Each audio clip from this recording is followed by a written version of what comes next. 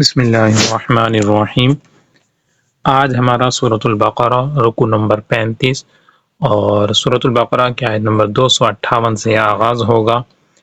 تو کل آپ نے امید ہے کہ وہ ویڈیو کی جس کے اندر قرآن پاک کے 4 مقامات بیان کیے گئے تھے کہ جن کے اندر لکھا ہوا صاد ہوتا ہے اور اس کے بعد چھوٹی سی سین بنی ہوتی ہے، تو کب صاد پڑھنا ہے اور کب سین پڑھنا، اس حوالے سے اس ویڈیو کے اندر ہم بتا چکے ہیں۔ تو اگر آپ نے ابھی تک وہ ویڈیو نہیں سنی تو ضرور آپ اس ویڈیو کو بھی سنیں تاکہ قرآن پاک کے اندر صحیح طریقے سے ہم تلاوت کرنے کے اندر کامیاب ہو سکیں۔ تو آئیے تلاوت کا آغاز کرتے ہیں۔ ایک ایک آیت تجوید اور مخارج کے ساتھ پڑھنے، سیکھنے اور سمجھنے اور قواعد کی دہرائی کرنے کی سعادت حاصل کریں گے۔ اعوذ باللہ من الشیطان الرجیم، بسم اللہ الرحمن الرحیم۔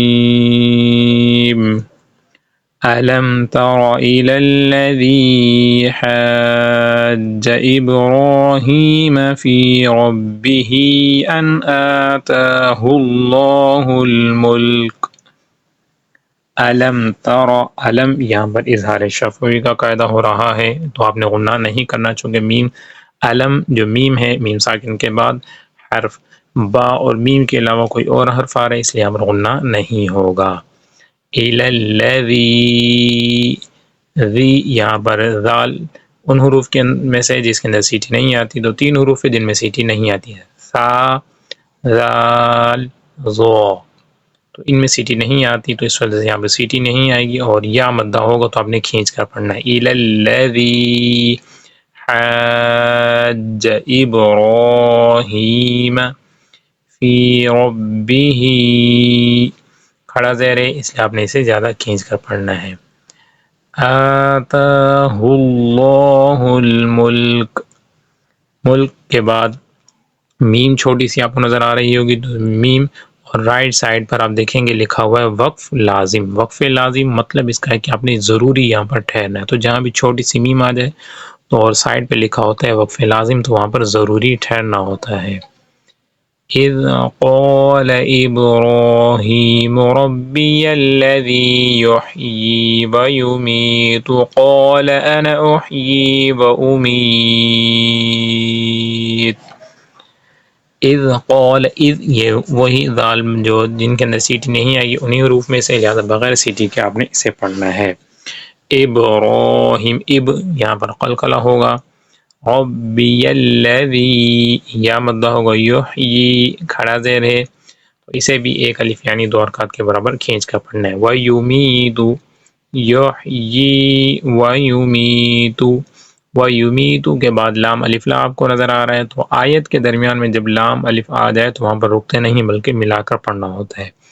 یحیی ویمیت قال انا احیی وامیت قال ابراہیم فإن اللہ یأتی بالشمس من المشرق فأت بها من المغرب فبہت الذی کفر واللہ لا یہدی القوم الظالمین۔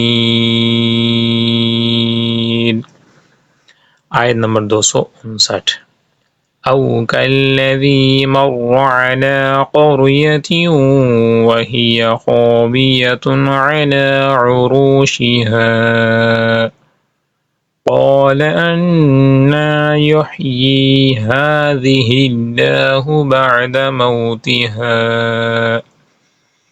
فأماته الله 100 عام ثم بعثه۔ عام یہاں پر اخفا کا قاعدہ ہو رہا ہے، لہذا غنہ ہوگا چونکہ تنوین کے بعد حروف اخفا میں سے سا آ رہا ہے، اور ثم میم مشدد ہے اس لیے یہاں پر غنہ ہوگا۔ قال كم لبثت قال لبثت يوما أو بعض يوم قال بل لبثت 100 عام فانظر إلى طعامك وشرابك لم يتسنه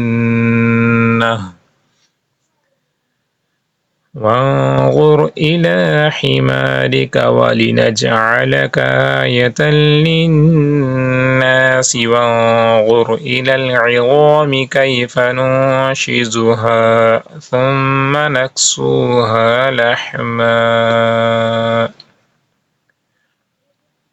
وانظر إلى العظام وانظر کے اندر اخفا کا قاعدہ ہو رہا ہے، غنہ کر کے پڑھیں گے، کیف ننشزها یہاں بھی اخفا کا قاعدہ ہے، ثم یہاں پر میم مشدد ہے، یعنی میم کے اوپر تشدید چھوٹی سی آپ دیکھ رہے ہوں گے، تو میم مشدد اور نون مشدد کے اندر ہمیشہ غنہ کر کے پڑھنا ہوتا ہے۔ فَلَمَّا تَبَيَّنَ لَهُ قَالَ أَعْلَمُ أَنَّ اللَّهَ عَلَى كُلِّ شَيْءٍ قَدِيرٌ۔ ان اللہ قال، قال حروف مستعلیہ میں سے موٹا پڑھیں گے اور الف مدہ بھی ہو رہا ہے، اس لیے ایک الف یعنی 2 حرکات کے برابر کھینچ کر پڑھنا ہے۔ اعلم ان اللہ، نون مشدد ہے اس لیے غنہ ہوگا، ان اللہ، اس میں دلالت اللہ کے لام سے پہلے والے حرف کے اوپر زبر آ رہا ہے، اس لیے اسے موٹا پڑھیں گے۔ شیء قدیر، یہاں پر اخفا کا قاعدہ ہوگا، تنوین کے بعد حروف اخفا میں سے قاف آ رہا ہے۔ آیت نمبر 260 وَإِذْ قَالَ إِبْرَاهِيمُ رَبِّ أَرِنِي كَيْفَ تُحْيِي الْمَوْتَى قَالَ أَوَلَمْ تُؤْمِنْ قَالَ بَلَى وَلَكِنْ لِيَطْمَئِنَّ قَلْبِي قَالَ فَخُذْ أَرْبَعَةً مِّنَ الطَّيْرِ فَصُرْهُنَّ إِلَيْكَ ثُمَّ اجْعَلْ عَلَى كُلِّ جَبَلٍ مِّنْهُنَّ جُزْءًا ثُمَّ ادْعُهُنَّ يَأْتِينَكَ سَعْيًا۔ جزءاً یہاں بھی اخفا کا قاعدہ ہے کہ تنوین کے بعد حروف اخفا میں سے فا آ رہا ہے، لہذا غنہ کر کے پڑھنا ہے۔ ثم مد، یہاں پر دال حروف قلقلہ میں سے ہے اور ساکن بھی ہے تو قلقلہ خوب ظاہر ہوگا۔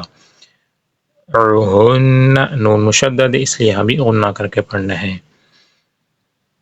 وَاعْلَمْ أَنَّ اللَّهَ عَزِيزٌ حَكِيمٌ۔